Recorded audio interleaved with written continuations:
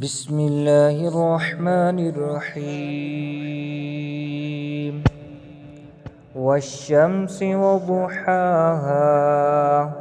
والقمر إذا تلاها والنهار إذا